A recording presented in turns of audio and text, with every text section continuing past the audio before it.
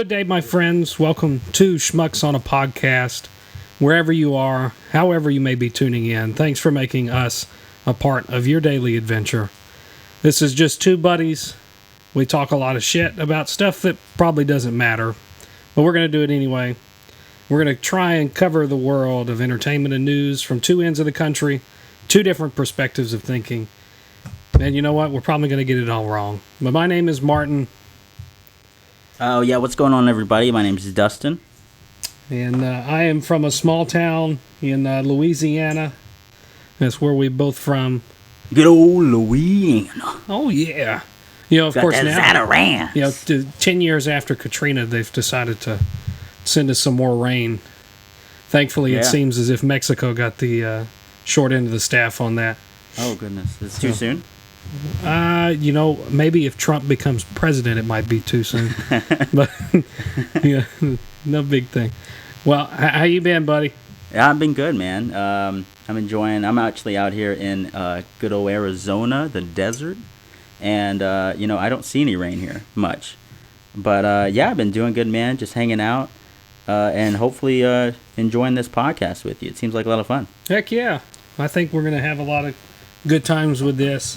Evidently, we've got a gentleman that doesn't particularly care too much for our content. But, yeah, your uncle, right? Is that Uncle Goldstein decided to have his way with it. I have asked him maybe if he wants to do that every week.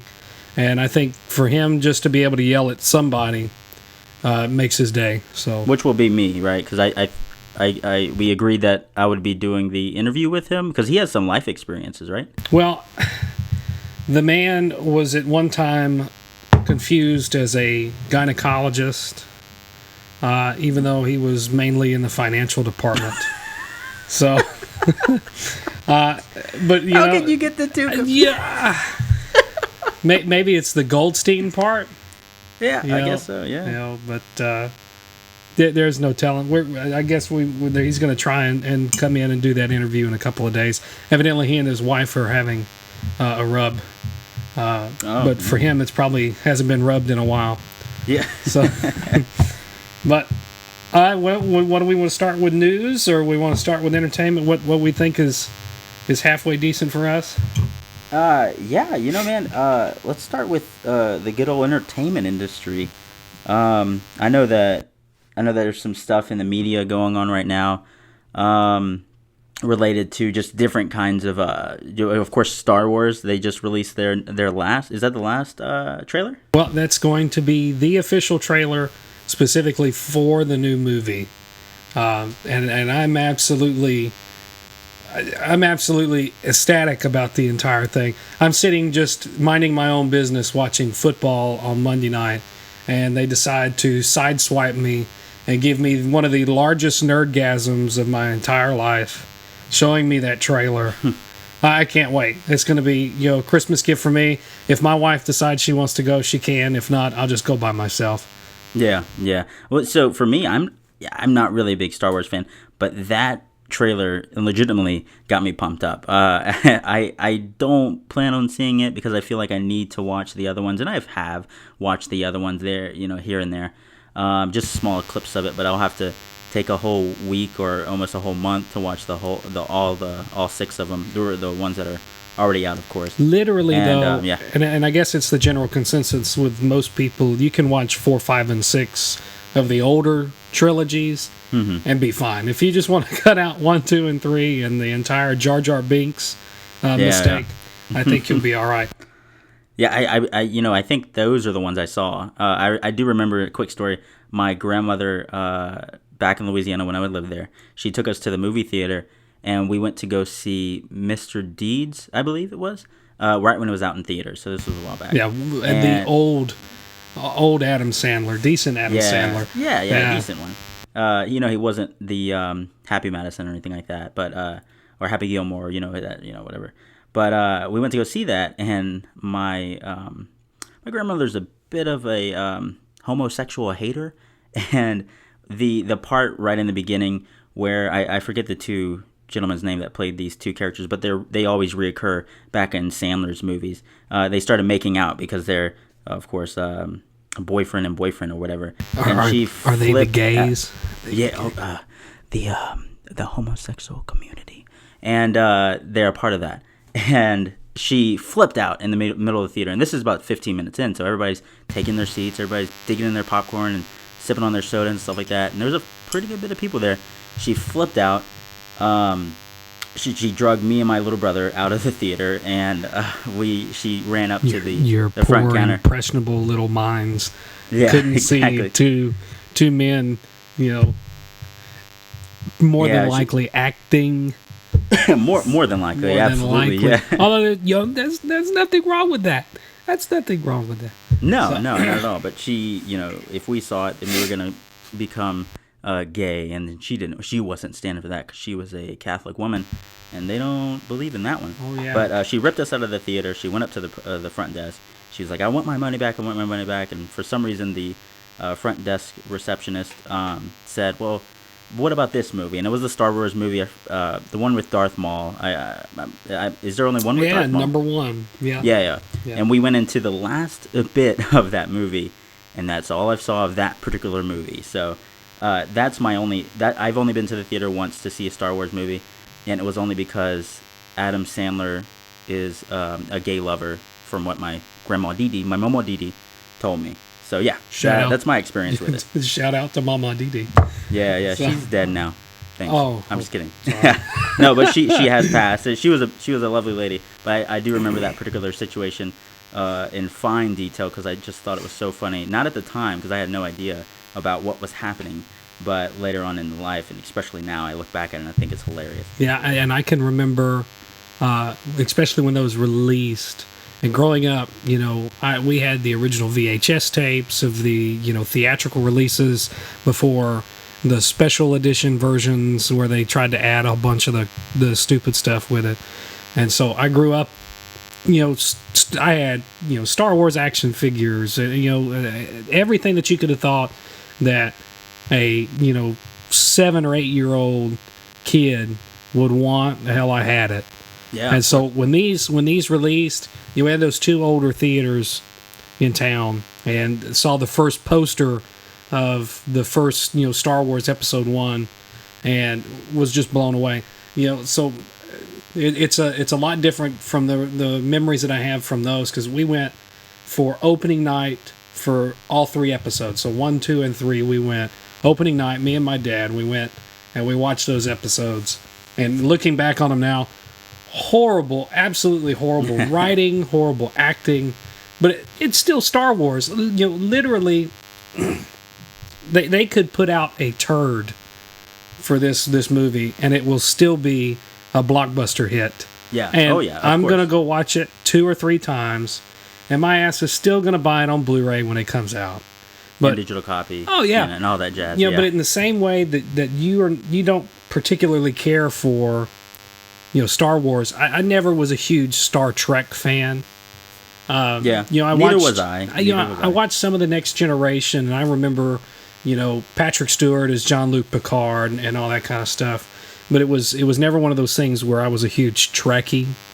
But Abrams's way in which he told the story and he reimagined the entire world for Star Trek and the way that he shot everything.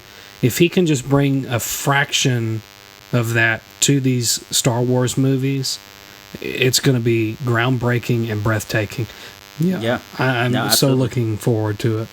So do you think since this movie's coming out, and they are absolutely marketing the crap out of this movie, everywhere I go, I see T-shirts of the new Star Wars Force Awakens. It's Disney. And action figures. Right. Yeah, it is Disney. Yeah, it's Disney. It's one of those things where us as fans can be really upset at George Lucas for putting out 1, 2, and 3 and making them as poor as they were.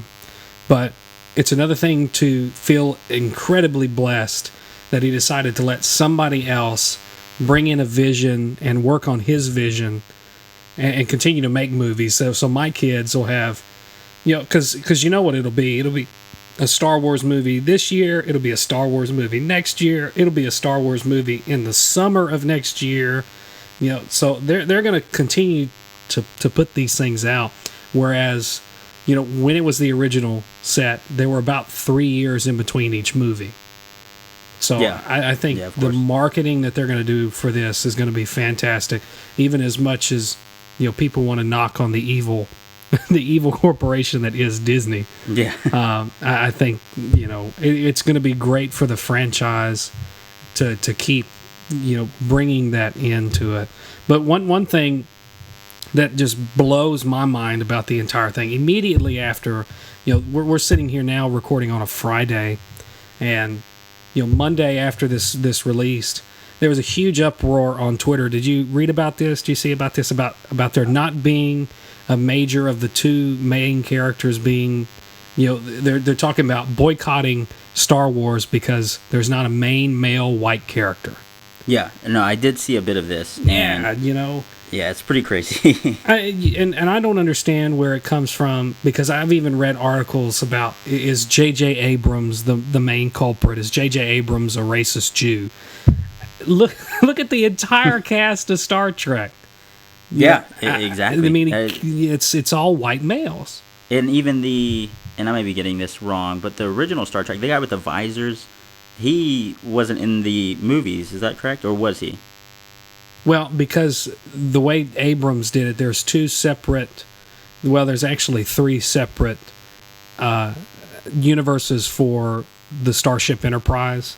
Whereas he went and took the first generation of the Star Trek Enterprise, which had, Captain Kirk and Spock and Geordi and all that. And Geordi is who you're thinking about, who was in the Next Generation, which was in number 2. Yeah. So, maybe I should refresh on my memory before we do movie-related things on this podcast. Well, I'm sure more than likely I'm going to mess up on something too. So. Yeah, it just happens. I can't, for the life of me, understand why we would want to try and make this a political thing. Where either way, people should go and enjoy this movie for what it is. It's a Star Wars movie, and maybe it's because I'm sitting from a nostalgia point of view. But it's a Star Wars movie, people. It's going to be fantastic. You've got the original cast that's coming in. It's going to be, Harrison Ford and Mark Hamill and Carrie Fisher. Is that all the white you really need? I'm sitting here as a white male, and that's the last thing I thought about was, they made the main character a black guy. Yeah, it's crazy. Yeah. Well, and the thing is, from what I'm seeing, there's not too many Star Wars fans getting upset about it, right? Or is there like old school Star Wars fans that are getting pretty upset about it? I'm sure there's plenty of the racist America that are Star Wars fans, but I these hardcore Star Wars fans are not going to care about this. No, not at all. They're not going to care that I really want to go in and see a good movie. For the love of God, just show me a good movie. I love Tom Hanks and everything Tom Hanks ever did in film, but Tom Hanks even has duds. Okay, yeah. So it's focus on the story, not so much about who they decided to cast or what direction they decided to go in. What part of that makes it a bad movie?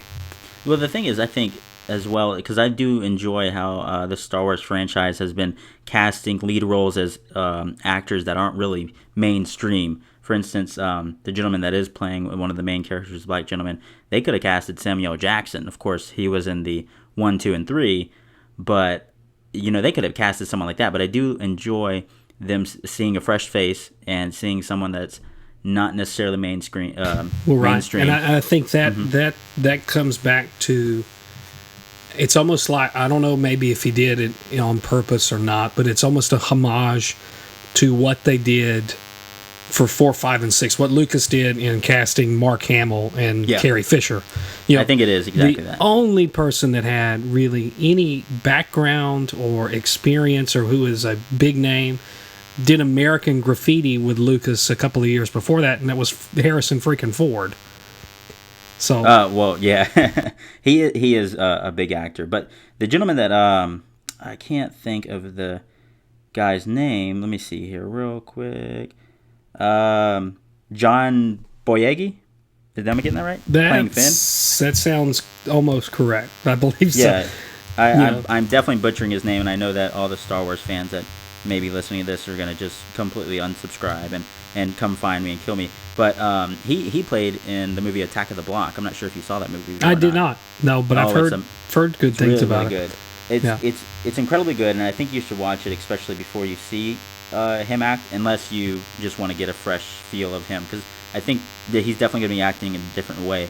But that movie was awesome, really, really good. I saw that a few years back, and definitely recommend that. And that's his main one that I know of that he's played in. It was pretty good. It's a UK film about aliens coming to a block in the UK, essentially a apartment complex of sorts. But yeah, it's really good. Definitely check it out. I believe it's on Netflix. Well, and I know too, they cast Gwendolyn Christie after her work with Game of Thrones.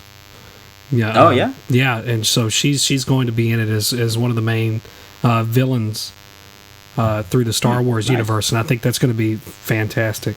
So it's exciting to sit back and wonder and see what they're going to go with. Yeah, but I just think that regardless of if the movie's going to be an awesome movie, which it will, especially if you're a Star Wars fan, it's going to be amazing and nothing's going to be a letdown. But someone will have something to complain about, and I think that's what it's doing right now. It's just the premature stages of someone complaining about something when we just have a trailer. And I am happy that actually that they're not giving away too much. For the listeners, we actually did this last week, this podcast, and tried to do the first episode. We kind of butchered it. We talked about this where the trailers are just giving away way too much nowadays, and I'm glad that this Star Wars film isn't doing that too much. From what I know, of course, it may have gave away the whole movie on the trailer, but I don't think it has. No, and I'm thinking of the same way. But I think with them doing that, and it's gonna cause a hype either way. But they really have not divulged too terribly much, and they've done a really good job in keeping a tap and a hold on as much information from being let out.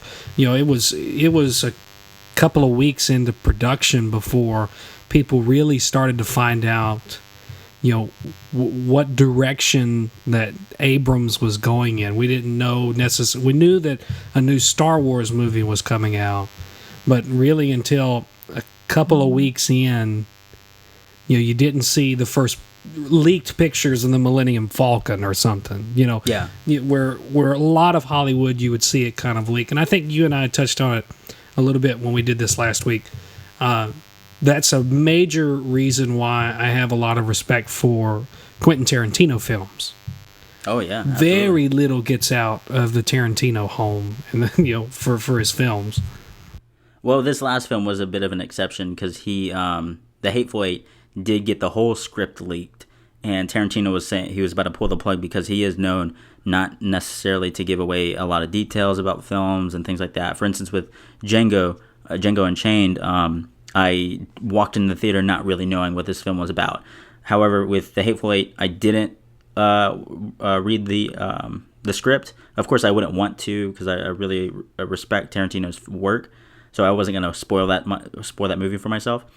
But I'm glad he came back to his roots, and I believe he's tweaked the script around where it's enough of a change where people that even have read the script, it's going to be a surprised film anyway. So yeah, I do enjoy his trailers especially because they're really, really awesome. Samuel Jackson's there in every single one of them as well, of course. But yeah, I'm excited. That's one movie that I am excited for. I think, of course, I'll be seeing that one before I see Star Wars. Just because I'm more of a Tarantino film fanboy. Right, and I can understand from a standpoint of a lot of people that like to get this information and to be able to read it and feel like they have a one-up on somebody. But maybe it's from a standpoint for me, and probably for you too. I'd rather go and enjoy the movie. It's an experience to be able to be told a story that you have no idea what's going into it. Like, I hate myself sometimes just because I've watched a movie, because that feeling is not going to be back of that first time that you saw Pulp Fiction or the first time that you saw, Django Unchained, especially. With my wife and I watched Django a lot, and it's another one of his works that's just, you'll never get that same experience the first time, and Tarantino's no exception. Yeah, absolutely.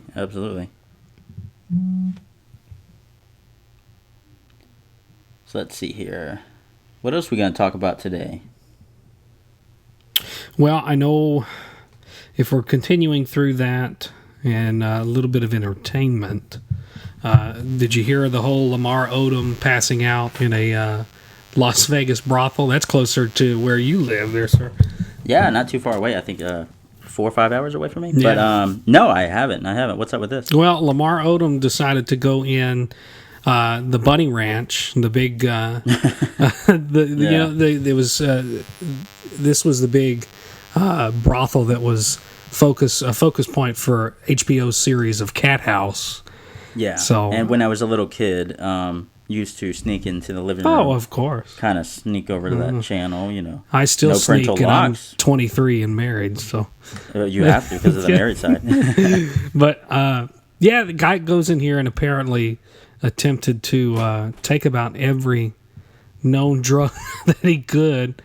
And apparently now the owner of this brothel is attempting to get the money that he's owed. And it's almost into $75,000 that Lamar Odom owes in hookers. Jeez. Basically, hookers, drinks, and speed, apparently. But, he had all the issues. I think now he's out of the hospital. But at the time when I was reading through this, apparently was having kidney problems. And because of his fame through the Kardashians, apparently, he was married to Kourtney. I believe Kourtney Kardashian, and because of his kidney problems, fans throughout Twitter began offering their kidneys to Lamar Odom for free. Wow, Yes. That's crazy. We're even sending out like their blood type, putting their phone numbers all over Twitter, so offering their kidneys to a man they've never met. Oh, and apparently it was Khloe Kardashian. Who was married to Lamar Odom. But was it? Okay. Yeah. I don't keep up with the Kardashians. Thankfully, I have my auditor back here, my wife. So. No, is that right? That's crazy, man. Like, first, I want to know if Lamar Odom doesn't pay that bill, if the owner of the Bunny Ranch would be able to send it to collections. That's because you do have to run through something related to a collection agency with that kind of thing. And of course Lamar Odom would be able to, but what if a guy just came in off the street and rung up all this money for these hookers and couldn't pay his bill? And I'm thinking first thought was like, yeah, they're gonna have to send it to collections, but what is he gonna put it on under review for hookers, or what's gonna happen? Maybe because in Nevada it might be just an everyday occurrence for collection agencies and bankruptcy courts to have to write off whores. So, but with all of that, apparently Hef, who's the owner of this brothel, has gone through and has threatened to sue the Kardashians for the bill if he doesn't ante up. So I'm sure they've got plenty of money to make sure that Lamar's hefty tab comes through. Apparently this guy, what I'm reading now, he suffered 12 strokes. Jesus. In the medical emergency. Yeah. So, and his kidneys have failed, and he's continuing on dialysis. That's incredible. And it's sad because Odom, I remember when he came out of college, I want to say he went to Oklahoma State, and was just this phenom when he went to Los Angeles for the Lakers.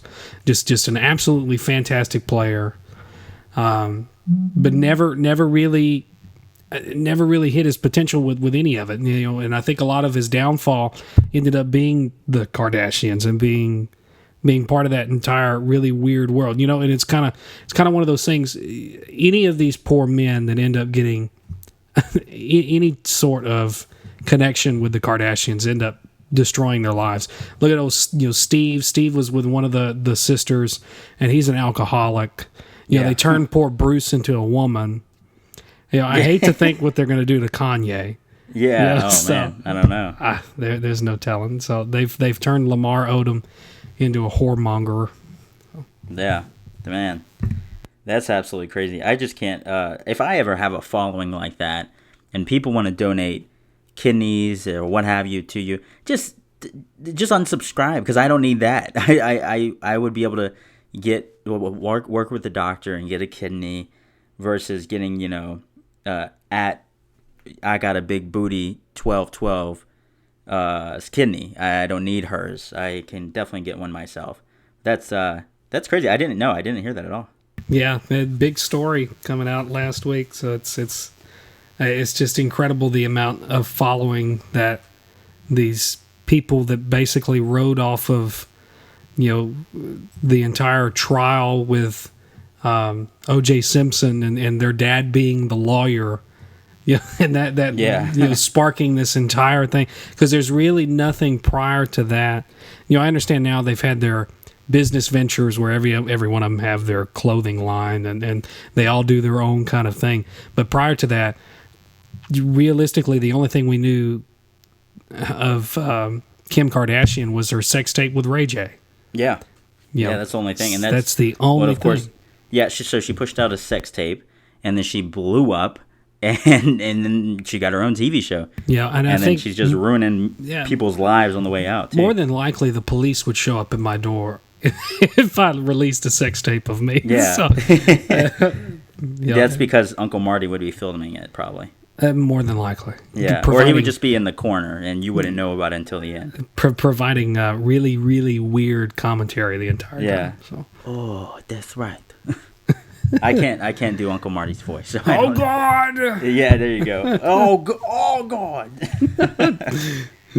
Oh man! But yeah, something in the news right now is there's a Michigan man tried to rob a pizzeria, and apparently he didn't go away because he was trying to travel through the vent in the pizzeria, and he got stuck.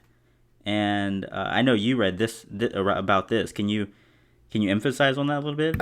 Apparently this guy was a fugitive to begin with. Some 32-year-old guy climbed into the roof of a Cracker Barrel pizza store in Michigan. Mm-hmm. Literally gets through and tries to go through the vent and gets stuck for 11 hours. So was this on a day overnight where they're closed, or was it while they're running he's getting the fumes of pizza in his nose? Because I wouldn't mind that, actually. I would be okay. That would be much funnier, but more than likely it was overnight. But I can only imagine this poor guy having to sit there and smell this pizza joint trying to cook pizza all day, and him being stuck for 11 hours in a restaurant pizza oven. Yeah. So he was probably yelling in there, but he just didn't get through. Yeah, that's funny though, because of all the places you would try to rob, a pizzeria, would it be one of them? Would you need pepperoni or sausage? Well, it's the same thing that you kind of wonder why people attempt to rob delivery drivers with as many people that pay with their card directly online now. Yeah. Well, what are you going to get? $30 from the poor kid who's just trying to deliver you freaking pizzas on a Friday night? And that's his tip, you fucking fish. Yeah, it doesn't make much sense to me. I did read another one. It's kind of a weird science kind of deal. They had a plane's frozen poop bomb. So, when they're flying, they've got to flush, the effluents out of the plane. Yeah, Joe Dirt. The poo bomb smashes a hole in the couple's roof after being flushed from a passenger jet. So, okay, I referred to Joe Dirt. I'm sure you've seen Joe Dirt. Oh, of course. Yeah, so was it an absolute that size? Classic? I'm sure it was. Of course, they don't have pictures that I can find, at least. Yeah. But it's what are the odds that these poor people in the UK are waiting, and it's a fragment of a shit ice block. And so it's 30,000 feet it falls and hits. So here's a quote from it. It was a horrendous noise. I thought someone had crashed into the front of the house. So thank goodness it didn't hit anyone. It could have killed them. Can you imagine that kind of story? Man gets killed coming home from work by a flying poop. Yeah, frozen. I could see them bomb. interviewing the lady. Just, it came through and the shit just hit him in the fucking face and he's dead. He was right there in front of me. I could just see it. I've never seen so much blood mixed with shit. Yeah. So, but speaking of shit, by the way, if we're on this topic, I hope we can just prolong this a little bit longer because this is a great thing to talk about. It's very educational. I was awoken by my dog. You have a dog as well, and they both catered to each other and played around with each other. Sure. My dog Hugo, which is adorable, barking. He has his cage that he sleeps at night, and it was 3:00 in the morning. I was woken up by him barking and yelping a little bit, and he does that every so often because our neighbors are kind of loud, unfortunately. So, but he continuously does it, and it's just really bad. And so I get up. No, I don't get up. Sorry, my fiance gets up, and she walks in there, and she is just yelling at me and saying, "There's shit everywhere.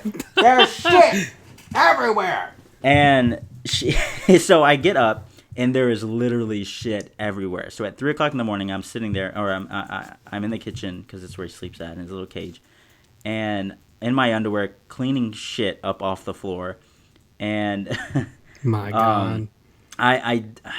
So this was a few days ago, and I'm still getting over it because it was bad. But I just like to share that with you because it wasn't a great experience to work with. So I know you have Piper, your little mini toy Yorkie. Did you ever run into any experiences with that? Thankfully not, because apparently the only person or thing that's ever had an accident on any of our furniture or anything like that just so happened to have been me, but I don't really want to get into that. You never trust a fart, O'Brien. Yeah. You never trust a fart. So that was a hell of a cleanup. But, oh God.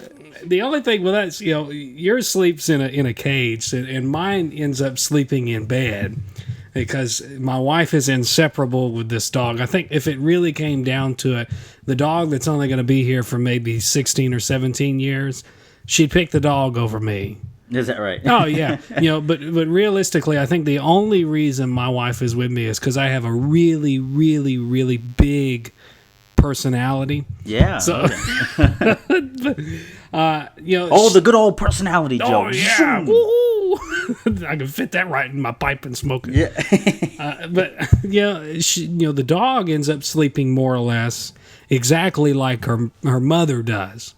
One leg kicked out, and halfway through the night, I can feel little bunny kicks to the side of the face.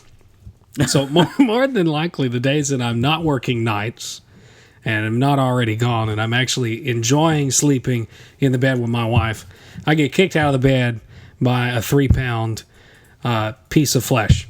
So, but you have the upper hand. You stick yours in a grate. I should have done that to begin with. Get in there. Go to sleep. But, go to sleep. No, I do say, let him go to sleep, and then he goes to sleep. So it's nice. We have a system that needs to be followed. Well, my system ends up being, when me and the missus want to go and the dog ends up having to sit in the middle of in the hallway and barks at me the whole time. So I don't think I've had. It's either giving you pointers or just saying, "What the hell, man? What are you doing to her?" Well, apparently either that, and because of that, I guess I've gotten even more talented with making it as short as possible. And then that way I can just blame it on the dog. It's not me, honey. It's the dog. We got to let the dog in. Yeah, that is a good out for sure. But yeah, you were talking about working nights, and both, for the listeners, both Martin and I actually worked at the same job. I'm not going to name it. I just because I don't want to name it really, but I'm sure I could, but I just don't want to. But him and I used to work at the same job. However, Martin has now left the company. I still work for the company, and so now we have totally separate jobs. And what I wanted to know is what your job consists of. You using your mobile device pretty often, more related to entertainment. Is that correct? Yeah, I'd say that because we have a lot more downtime in between what we would necessarily want, which is a good thing. But Yeah. So, and my job consists of me using my mobile device either for uh, looking up particular things, or just doing something like that in general. So, I actually just sent you a snapshot of my home screen. I want you to I see see. it. I'm curious to know, since your position in the company that you work for consists of your mobile phone being there more for media purposes. I want to see if that reflects that. Could you send me a snapshot of your phone, just real quick? I just wanted to see if that. I have a theory, just to see. I sent you two, mainly one for my pretty folders, and then of course my applications that I use more often. Well, And this is going to be in our tech talk segment for Sure. those And listeners. I think that a lot wanna of know. mine, I don't think mine really reflects it too terribly much, because I keep in the same mindset of it being more function friendly, I would say, and especially Yeah. with the newer updates with Apple. Me being an Apple user and you being an Android user, with mine, with the new updates with iOS 8, I believe, where you could stack as many applications as you want in a folder. Mine, Yeah. mine is productivity. Keep them Okay. as simplistic as possible. And if I've got to go to social, well, social has got Reddit, Facebook, Twitter, Snapchat, Google Hangouts. Everything is in that one folder. Whereas, a lot of these Apple users, they've got pages upon pages of stuff. Yeah, I don't see. see You how. just have two. Yeah, I don't see how people keep up with all of that. Even my second page. The only reason there's a second page on there, O'Brien, is because it's like two apps that I downloaded about an hour ago. No. So it's all one page. So and it's mine. I don't think would reflect that. I think that's a lot to do with me coming from the same company. Yeah, no, So- and that makes a lot of sense, because what I see here is a lot of organization, mainly pertaining to folders, a lot of badges and extras, of course, 288 of them. Okay, cool. I was actually, I'm surprised, because I do see, of course, you have your news and, of course, your finances. Uncle Marty Goldstein told you about those. Oh well, And not like we're doing very good at the finances, but we've got them on there. no, because people were worried about J.J. Abrams being a racist. Racist, right? Yeah, that's interesting. Of course, with mine, you'll notice that mine's pretty simplistic as well. I only have two folders that I really work with. My second screen, I do have my left screen. You'll see three dots at the bottom. My left screen is Google Now. I just gained some information from there, of course. Cool. And my right screen is just one big widget of Google Keep, which I use notoriously. Very good note-taking and list application all through Google. And I'm incredibly big into Google services myself. The second one is my Google folder being opened up, and I use this folder a pretty good bit to access, mainly Keep and Google Docs, and ever so often Google Plus, because I do still post in that.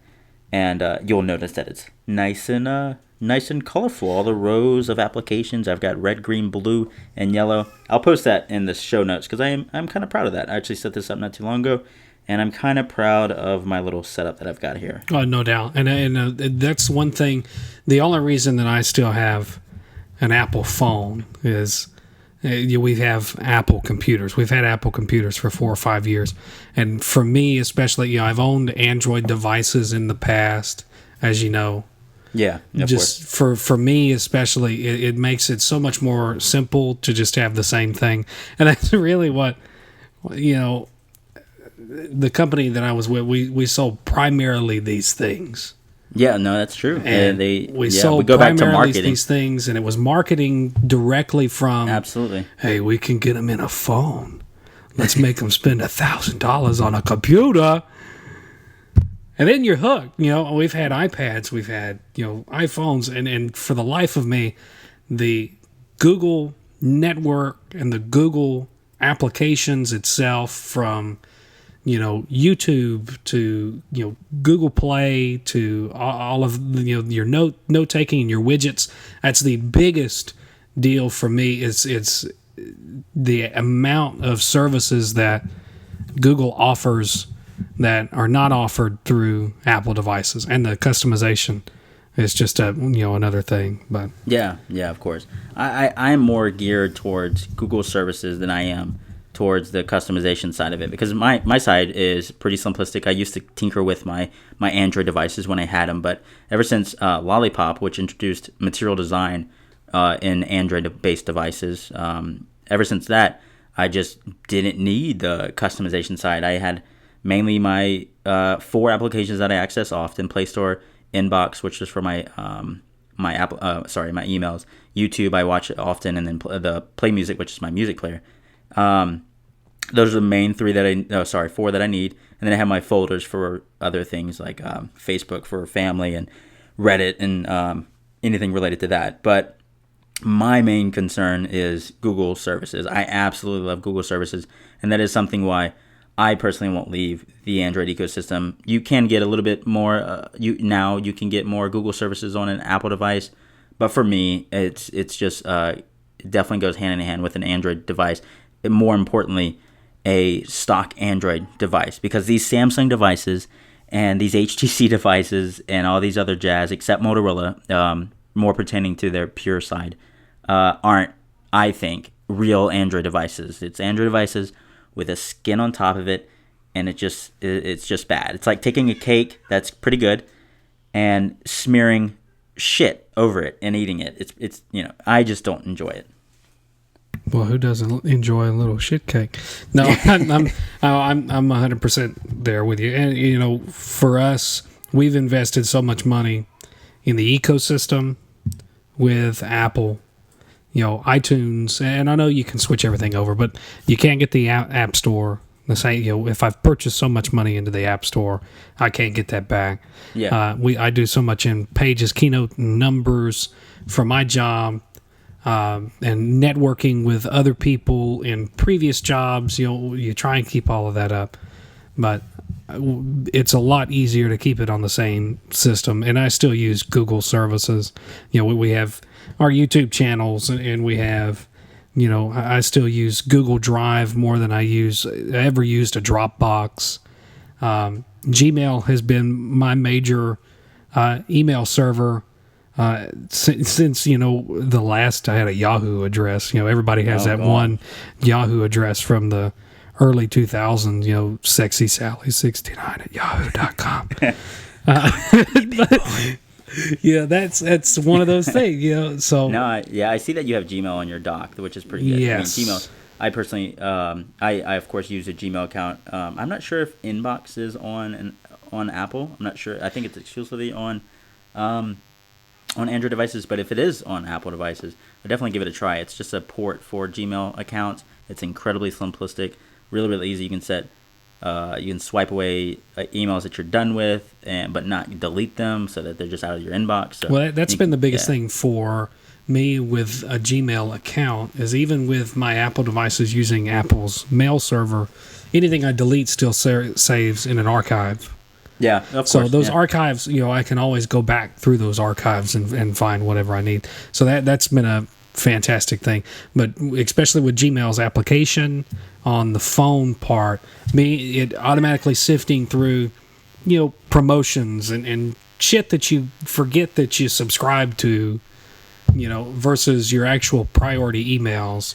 I don't want to know how many emails I've deleted using the old server that were really important, because I wake up in the morning and I've got 45 emails, the majority of which are from, Hastings.com or BestBuy.com, or it's, iTunes or AdamandEve.com. Oh. It's just, you can't. I like that part to it. And I think really Apple would do so much better if they would work more with Google versus trying to push them away so much. But that also goes into more, it's capitalism. It's a free enterprise, and that's what makes our country great. Yeah. So, no, I absolutely agree. I've used my not my fair share of devices. I had one iPhone. It was an iPhone 4, and I enjoyed it at the time. But yeah, for what I need and what I'm doing right now, Android devices is the way I go. And I use PC notoriously. However, if we weren't doing this podcast, I could use a Chromebook as my daily driver. But since we're doing this podcast, I need programs that need to be run on a PC standard, or of course a Mac standard. But Sure. For me, it's more customizable and syncs a little bit better with my Android device if it's PC. Well, and I think yeah. Windows certainly made an upgrade going to 10. Yeah, no, I agree. Once they figure out a lot of the driver issues, the same, they always have that issue when they go into a new generation. But 10 reintroducing a start, some semblance of a start menu, I think was the right decision. Mm-hmm. No, yeah, of course. Because, I can remember when they launched 8 and it had such a backlash towards 8. It was really... It really reminded me of Vista's release and all the bugs that Vista came out with and the issues that Vista had. I met a guy one time in Houston on a marketing trip, and he was one of the heads for Microsoft's marketing department. Yeah. And I asked him, what his experience was, and in his talk, he basically said, well, he was primarily over the marketing campaign to basically get people to not think Vista sucked. So, and I looked at him and said, "Is that why it only took you about 6 months to announce Windows 7?" Yeah. So it's one of those things. I think my next device, when this one finally craps out, and hopefully it doesn't in the next couple of years, because I spent enough money on the damn thing. Yeah, of we course, are. It would be tough for me to justify another $1,000, but if I have my choice to it, I'll never go back to a PC as my main personal computer. But I can tell you, even with saying that, there's a lot of things. I love PC gaming. I love being, have you heard of Prison Architect? No, I haven't. If you get a chance, check it out. If you like simulation type games and stuff like that, Prison Architect allows you to actually build your own prison and control it, and it's fantastic. It just hit Steam a couple of weeks ago. I think the version that's available now is their first full version after the Kickstarter and the beta campaigns and alpha campaigns. That's available on Steam for like $30, and it's really I've had a lot of fun playing it so far. But I have to use a Parallels desktop to put it into Windows 10 on my Mac just to play this game. Well, the thing I want to know is how much sodomy is involved in this game. Well, plenty, but that's why I built a really big shower in the game. But, okay, good. Don't drop the soap. Don't drop the soap. But I've had a lot of good experiences with my Mac and with my Apple devices, but there are things that I wish that Apple would focus on more, that would make it more like a PC.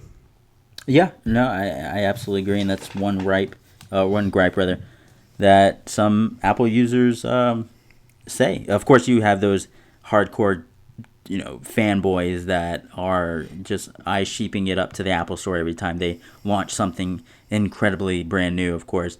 And they'll live by their Apple device, and they'll never buy another Apple device. But yeah, I'm glad that you have an open mind related to other devices in the world, of course, and you're not brainwashed by Johnny Ive and Steve Jobs and Tim Cook and everything like that. Innovation died with Jobs. They just put it in the little box with poor Steve. Yeah. So even keynotes, I've stopped watching keynotes because it's almost painful to watch Ivy do keynotes.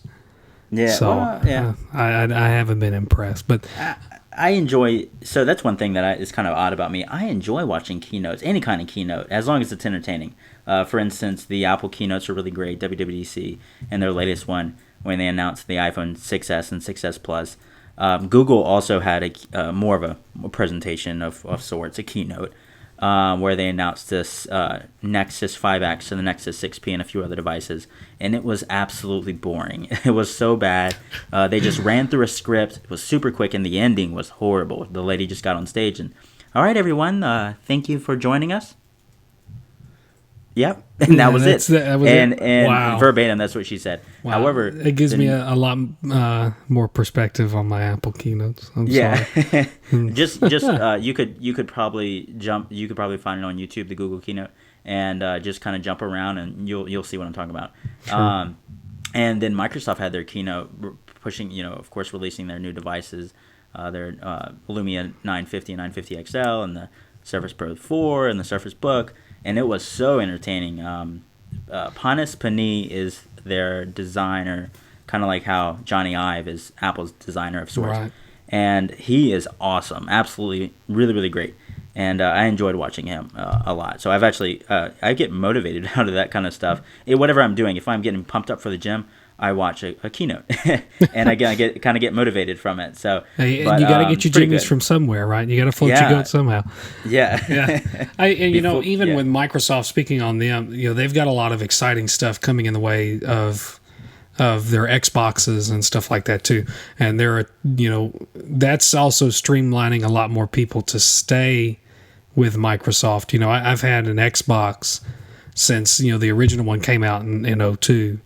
And a lot of their work that they're doing with Minecraft and having the VR with the virtual reality that they showcased a couple of months ago at E3. HoloLens, that's it. Yeah, there you go. That is fantastic, and I think that's going to be a huge thing for a lot of people. And I've had both. I've had a PlayStation 4 and I've had an Xbox, and it just seems as if the experience, as far as the immersive part of everything, is great with Microsoft, whereas Sony focused so much more on the gaming aspect of it, which, you buy a gaming console to play games, but I've really been impressed with everything that the Xbox has done, especially with me playing. I play a lot of Minecraft. My wife and I, we play Minecraft all the time, and she was blown away by the HoloLens. Yeah. And I think she's going to be awesome. incredibly happy with that when we decide to upgrade and get one of those. Yeah, absolutely. I think, if I'm not mistaken, they're in a developer buying list or something related to that, and I believe they're at 3,000 right now. So I'm not sure, of course, if that's a set price or if it's going to go down once it hits retail stores or what have you. So I'm not sure related to that. However, speaking on the PS4 versus like Xbox One, I always used to say that PS4s, and I still do, PS4s are for the gamer that's kind of in his mom's basement, just playing games all day long. But however, the Xbox One, especially with the Kinect, is more for the family. I know my fiance's uncle has a group of kids, 3 kids, little girls, and they always go, Xbox On. It's a lot of fun for them. So they both live in their own worlds. Even with that, though, you've got to be careful, trying to say that it's a family device too, because the Nintendo Wii was classed as a full-on family device. Yeah, well, I get, yeah, right. Absolutely. Who's counting on Microsoft anymore? Nintendo anymore, I guess. Yeah, but no kidding. The Wii is fun, and of course with the new Amiibo stuff, a lot of people are buying up those things. So yeah, that would definitely be the first friendly centric device. But you can't do anything related to full-on body control with the Wii. You can do it with the Xbox One with the Kinect, because it scans your whole body and you can play games, and you're kind of limited with one joystick with the Wii or the big pad with the Wii U or what have you. But yeah, you're right. It's more because it's catered towards the kids that enjoyed Mario, and also the grown-ups that enjoyed Mario as when they were kids. I think about that all the time, because I grew up playing Super Mario World is the same way I'm sure that you grew up playing the same thing. Yeah, Mario 64. My stuff. I've still got an N64 hooked up specifically to play that. Really? And Donkey Kong 64. I'm gonna fly out pretty soon, and we're gonna play it. Sure, we'll live stream it. Yeah, there you go. Can we live stream video Twitch off of Nintendo 64? Probably not, but we'll give it a damn shot. Okay. Yeah. No. Did you have Game Shark? No. Well, I had a Game Shark for a PlayStation 1. Yeah, that was the greatest thing ever. But even the PlayStations, they started coming out with newer models specifically to keep Game Sharks from being able to work on the models. Whereas now, they push out an update and it's all good. Yeah, and then it's all taken care of. Yeah. So literally, probably Game Shark changed the entire face of gaming, specifically because they want to be able to push updates of firmware to these model of consoles. So of course. But I remember Game Shark on Nintendo 64 playing GoldenEye, and that was awesome. You could make them. Yeah. You could get unlimited life. I was blowing through the whole story mode without a problem. And when we did multiplayer, me and my brother, we used to always make them have big heads and have the golden gun and stuff like that. So the nostalgia of that side of it, I wish that they could bring something like that back, like old school. And I'm sure there's actually something out there like that. I just haven't been able to keep up with the gaming industry much. But that was a lot of fun. N64 is by far the best console I've ever played. However, it did leave me crippled in the hands. They had that odd controller. And us as kids, we could care less what the controller looked like. But now, kind of looking at it, and you're like, the majority of the games did not utilize all of those buttons. You couldn't simplify it a little bit, so I didn't have to maneuver my hands around or use my little leg to get over there. Use the directional pad. So for me, it was always the Super Nintendo. Growing up and having all of that, Super Mario World to this day. When they released Mario Maker for the Wii U, I damn near went and bought a Wii U specifically to play Mario Maker. Yeah. But the problem that poor Nintendo is running into is I'm not going to go out and pay that money, just like a lot of people are not going to go out and pay that money just to play Nintendo exclusive released, licensed games. Yeah, it's not going to happen. And Nintendo's getting a little bit more open with pushing out. They understand that the mobile industry is kind of taking over, especially with games. Not necessarily taking over to an extent, but people are on their phones, and of course, if they had a game that would be able to bring back memories or just be fun, and especially from a big company like Nintendo, then of course they probably make a lot of money. So I believe that they're pushing out, Pokemon. Which I believe is Nintendo. Yeah. And I think Pokemon app or what have you. Yeah, that's their newest one is the Pokemon. Pokemon Go, I believe. Go, yes, and they even comes with like a little wristband or something, and you go around, kind of like geocaching. I think that big thing that was going around where, and now you can find Pokemon in real life. And try, but really, how awkward is that to have to walk around with a little Pokemon bracelet to go catch Pokemon? At least for us growing up, if we had a Game Boy, we could keep secluded to ourselves. I agree. Of course, those kids that are walking around with Pokemon bracelets, they don't care. Of course, if you're a grown man and you have a 9-to-5 job and you're kind of hunting around the office looking for Pokemon, there may be a little problem. You have to fix your priorities. But those kids, I think it's good. I think Nintendo needs to branch out a little bit and push out a little bit more games to other people. I wouldn't necessarily think that they should push their games over to PlayStation or Sony rather, and Microsoft on their consoles, but open it up a little bit so that way people aren't spending the $300 and $400 for a console just to play one particular game, like you mentioned. Sure, and I think a lot of that, no one is expecting them to port, their exclusive titles to Xbox, because nobody's expecting Xbox to let their exclusive.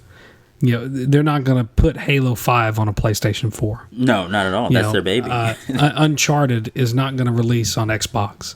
Yeah. So I can understand Nintendo keeping their stuff because that's theirs. That's the only reason that they're still around is because Mario beat Sonic in the 80s, in the 90s. Yeah. So that's the only reason that they're still around. And Sega now puts out a game every 3 or 4 years. So yeah, of course. I think until they get to a point to where they release these third-party, Call of Duties and Battlefield, and their hardware matches up in comparison to the Xbox and the PlayStation, they're going to struggle. Yeah. So. No, absolutely. And they are struggling, and there is an expectation to follow up, but I don't think there's as much as an expectation to have great graphics on a Nintendo device, whether it be a handheld device or the Wii U, or what have you. Then people expect great graphics from Xbox One and PS4 or what have you. So I mean, yeah, but we all go back to capitalism, and that's the biggest thing with all these companies coming out with all this stuff. Oh, sure. It definitely gives the consumer an option, and that's great to have, especially with all these companies, whether it be Android to Apple to Microsoft to Sony, what have you. It gives us options, and that's great to have. Competition is great for the consumer side, because then they just keep advancing in technology, and we can give them money to do it again and again and again. Oh, yeah. Every And year or what have you. You know, and I'm happy to do it. I've spent plenty of money, and I'm gonna be like the rest of the sheep and buy Halo 5 and play it. So yeah, I'm glad I don't play video games much, of course, as you may know, and I do have an Xbox One, but I hardly play it. And however, I do want to start playing a little bit more, so I might jump on live with you and play a few games, because I know you've been asking me about it. But I'm glad I haven't invested that much money into it. However, I could see that it would be a lot of fun if I did, so I wouldn't regret it, even if I did so. But yeah, more power to the people that spend $60 on a game each week. So go ahead. Yep.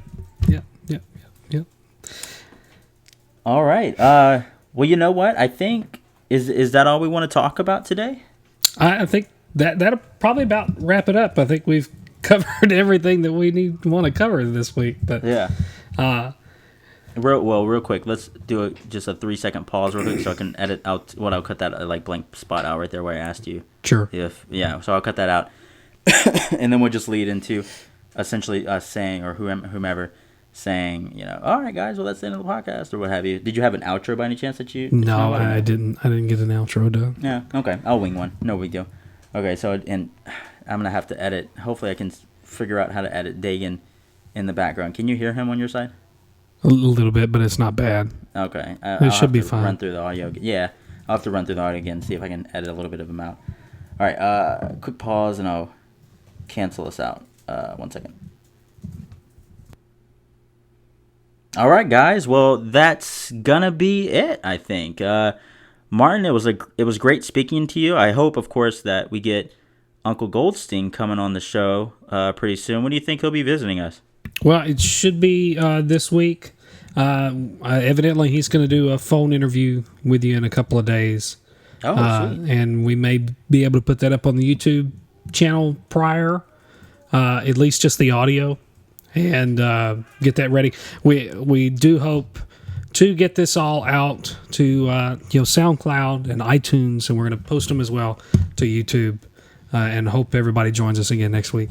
Yeah, of course, guys. And just to let you guys know, we do have a pretty good bit of Twitter handle or just different websites to visit where you can gather our content. And we post regularly on Twitter at Schmucks Podcast.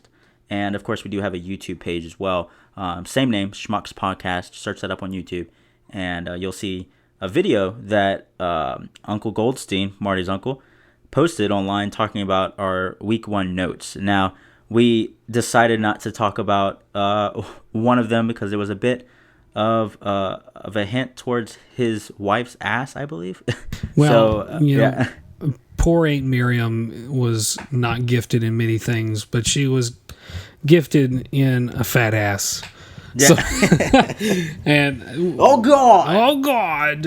But hopefully we'll have him in a couple of days. We'll have some more content up for everybody, and we're really just looking forward to having fun with whoever wants to listen to us.